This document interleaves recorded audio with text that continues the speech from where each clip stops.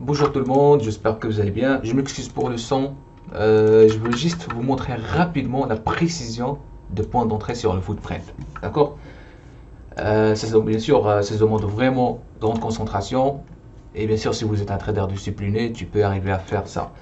Donc, un instant, je vais vous montrer. Et je vais vous montrer vraiment la précision des points d'entrée. D'accord? Alors, tac, on va faire. Ok. Donc, regarde, par exemple, ici nous avons Data Scalper, ok. Nous avons ici déjà les déséquilibres qui sont piégés. Pour le moment, c'est déjà bien. Donc voilà, je prends la décision maintenant de vente. Donc regarde, j'ai pris la décision de vente où je peux mettre mon stop loss tout simplement en haut de 407. D'accord? 407, pourquoi? Parce que nous avons déjà un volume qui est très important. 407, ok? Et nous avons des déséquilibres légers. Normalement, je peux aussi mettre mon stop loss en haut de ces déséquilibres piégés. Mais je vois que le prix va accélérer à la baisse. Donc normalement, je pense que le marché ne va pas faire le retest pour tester les 252, 239 qui sont piégés. Donc tout simplement, j'ai limité mon risque en haut de ce volume déjà important parce que déjà vous avez des déséquilibres achats piégés. Et en plus de ça, j'ai les 407 qui a vraiment appuyé pour descendre le prix. D'accord? Et là, on voit vraiment le point de contrôle qui est déjà important.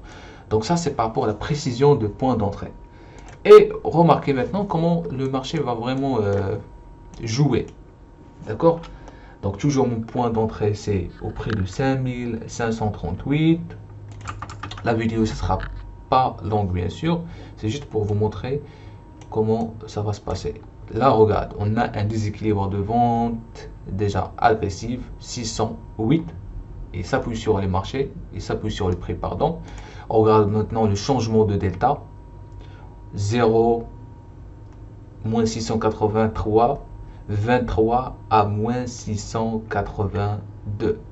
Le max, regarde, 807 à 113. D'accord? 807 à 113. Vous voyez la faiblesse des acheteurs? Le volume, comment il est? 4502. Data Scalper est déjà forte, d'accord? Donc toujours le marché fait ce mouvement de range, mais on voit effectivement ici il y a déjà un mouvement qui est vraiment fort, un delta qui est tellement négatif. Pour le moment, sur la profondeur du marché ou bien l'indicateur EDS level, il n'y a pas vraiment des frontières, c'est pas vraiment des big orders ou bien des passive buyers, ok? Mais le petit souci, c'est que le marché va descendre un petit peu, mais il va pas vraiment chercher, il va vraiment chercher ces niveaux de volume déjà importants. C'est une zone d'acceptation. Donc ça c'est un trade vraiment juste pour le scalping.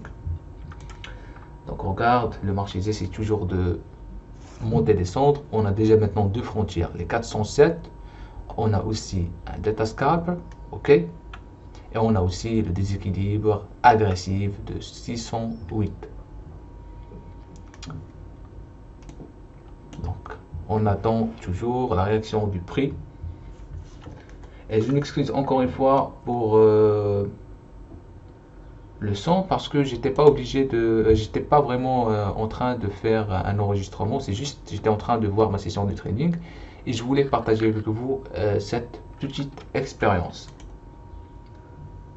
C'est-à-dire comment tu peux vraiment affiner le trade en fonction de order flow.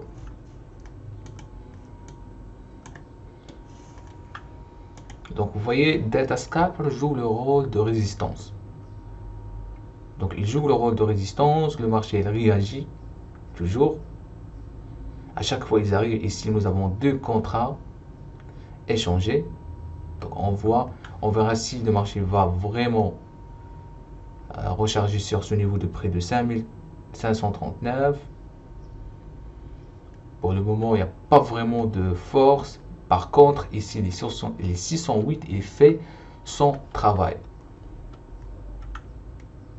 Donc, regardez encore les points de contrôle, ils sont où? C'est à peu près au même niveau. Ça montre effectivement qu'il y a des blocages, c'est-à-dire des blocs trade qui défendent ces niveaux-là.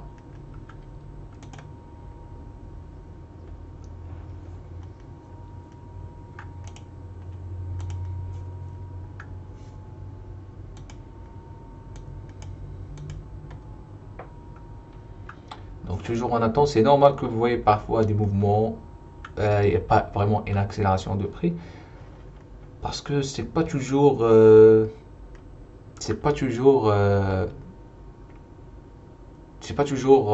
on verra l'accélération. Parfois le marché résiste parce que toujours il y a des hésitations entre les acheteurs et les vendeurs, il n'y a pas toujours de volume, parce que les institutionnels aussi font ce genre de absorption pour exécuter le maximum de contrats, d'accord?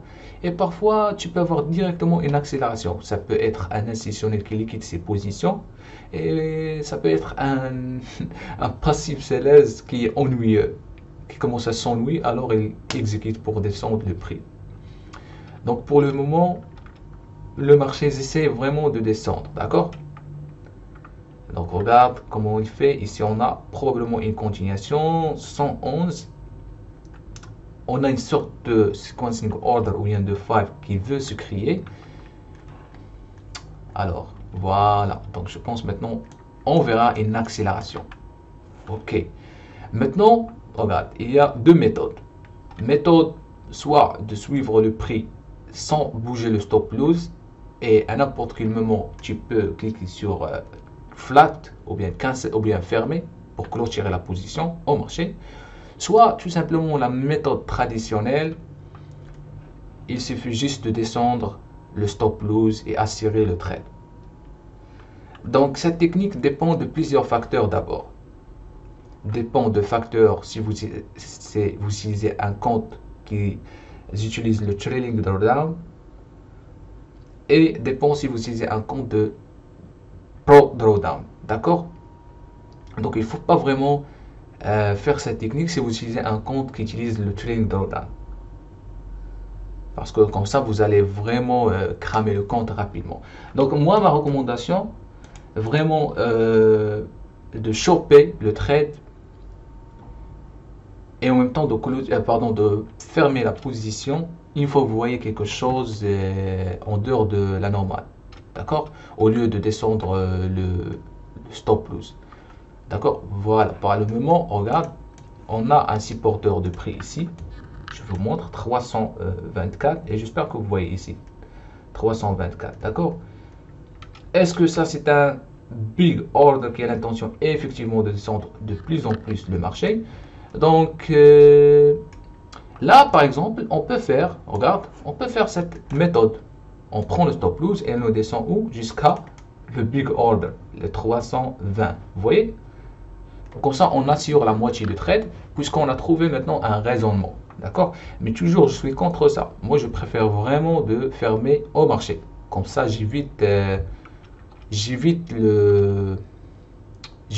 trailing drawdown. Voilà, il a touché mon stop loss. Parfois, parce que parfois, il touche le stop et continue à descendre. Voilà, et là, apparaît encore une fois 312. Vous voyez ces manipulations? C'est pas comme auparavant. Auparavant, tu mets le stop loss et voilà, le marché continue à descendre normalement. Mais maintenant, on a une nouvelle technologie. La plupart, ils voient les ordres placés sur chaque niveau de prix. C'est pour cela qu'on voit la chasse aux arrêts, on voit plusieurs techniques de manipulation. D'accord? Donc personnellement, je ne recommande pas vraiment de faire cette technique de assurer le trade à chaque fois que vous avez des profits. Assurer le trade.